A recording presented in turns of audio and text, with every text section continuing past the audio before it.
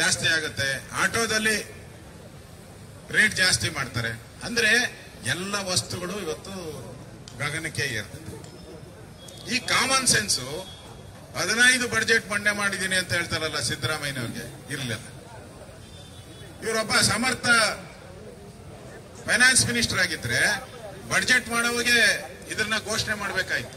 ಯಾಕಂದ್ರೆ ಒಂದು ವರ್ಷದಲ್ಲಿ ಏನೇನ್ ಆಗ್ಬೋದು, ಲಾಸ್ ಎಷ್ಟು, ಗೇನ್ ಎಷ್ಟು, ಖರ್ಚೆಷ್ಟು ಎಲ್ಲವನ್ನ ಲೆಕ್ಕ ಮಾಡುವಂಥದ್ದು ಒಬ್ಬ ಫೈನಾನ್ಸ್ ಮಿನಿಸ್ಟರ್ ಕರ್ತವ್ಯ, ಅಧಿಕಾರಿಗಳ ಕರ್ತವ್ಯ. ಯಾಕೆ ಜ್ಞಾನ ಇರ್ಲಿಲ್ವಾ ಅವಾಗ ನಿಮ್ಗೆ?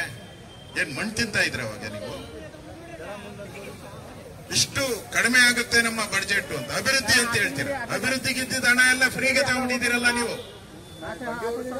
ಅಭಿವೃದ್ಧಿಗಿದ್ದ ಹಣನ ಸುಮಾರು 80-90 ಸಾವಿರ ಕೋಟಿ ರೂಪಾಯಿ ಹಣವನ್ನ ನೀವು ಫ್ರೀಗೆ ತಗೊಂಡ್ಬಿಟ್ಟಿದ್ದೀರ, 65 ಸಾವಿರ ಕೋಟಿನ.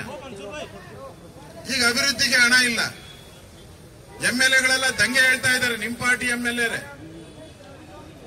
ಕಾಂಗ್ರೆಸ್ಸಿನ MLA ರೋಡಲ್ಲಿ ಹಾಕಿರಿಸಿ ಉಗಿತಾ ಇದ್ದಾರೆ.